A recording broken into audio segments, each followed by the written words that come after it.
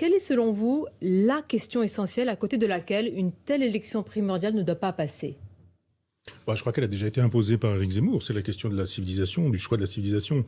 Et quoi qu'on pense d'Éric Zemmour, pour, contre ou je ne sais quoi, il a estimé que on ne devait pas chercher un Premier ministre pour une Europe maastrichtienne et qu'il fallait un président pour justement présider aux destinées d'un vieux pays, dans un vieux continent, et qu'il fallait penser en termes de civilisation, c'est-à-dire en termes de longue durée.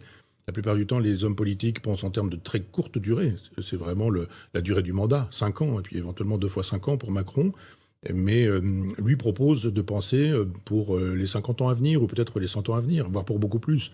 Donc je pense il est parti comme un intellectuel en politique qui a dit, mais si nous pensions un peu à la Brodel, en termes de vie et de survie de la France et de la civilisation, et il a embarqué tout le monde dans cette aventure, parce que tout le monde est bien obligé, quoi. Et on voit que, quels que soient les clients de cette aventure, on ne les connaît pas tous, mais quels que soient les clients, ils sont obligés de penser plus ou moins en regard de cette histoire de la France, de la civilisation, de la culture, du judéo-christianisme et de ce qui nous attend après.